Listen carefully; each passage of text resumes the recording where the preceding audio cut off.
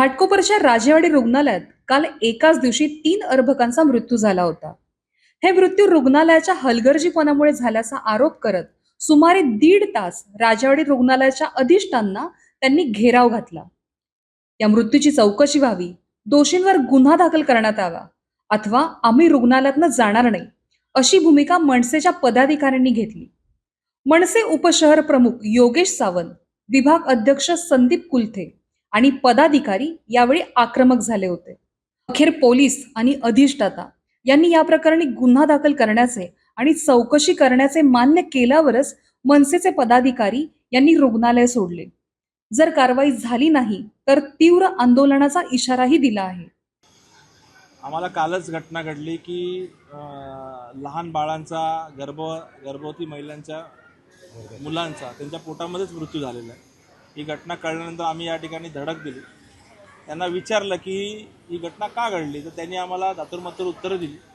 पहिलं तर आम्हाला सांगितलं की ओटीला शॉक लागतोय, नंतर म्हटलं की तिला वेळच नव्हता, ती वेळेवर आलीच नाही. अशा पद्धतीच्या सगळ्या गोष्टी सांगितल्यानंतर निष्पन्न असं झालं की याच्यामध्ये पूर्णपणे प्रशासनाची जबाबदारी आहे, तिकडच्या अधिकाऱ्यांची जबाबदारी आहे.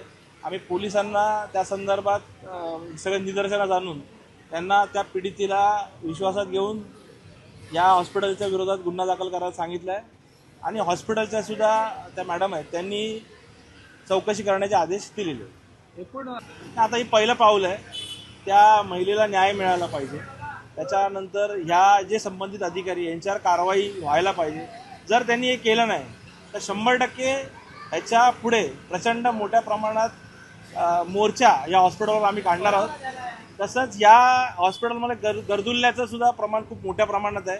हे आम्ही नाही सांगितलं, इथल्या सिक्युरिटी गार्डनेच सांगितलेलं आहे. तर त्यांच्यावर सुद्धा गुन्हा दाखल करायला आम्ही सांगितलेलं आहे. मुळात इथल्या प्रशासनाचा कारभार जो आहे तो अतिशय ढिसाळ आहे. हे कालच्या घटनेतून निष्पन्न झालं आहे.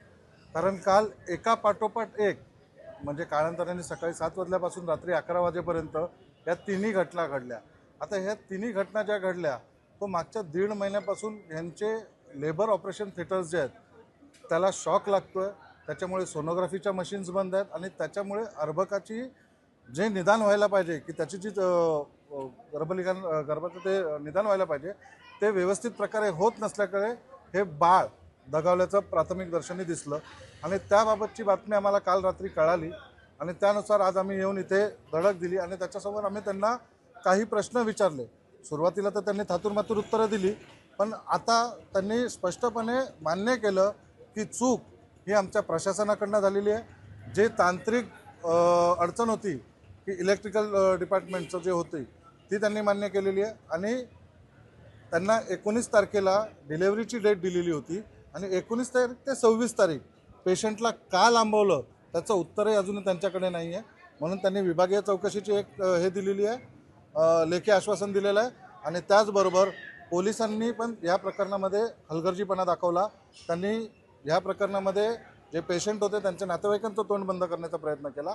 तर आज त्याच्यावर सुद्धा आम्ही आवाज उचलल्यानंतर आज त्यांच्यावर म्हणजे त्या दोषी अधिकाऱ्यांवर गुन्हा दाखल करण्यात येतोय. ब्युरो न्यूज, शहर, मुंबई. व्हिडिओ आवडला असेल तर लाईक करा, शेअर करा आणि आमच्या चॅनलला सबस्क्राईब करा. बेल आयकॉन दाबायला विसरू नका.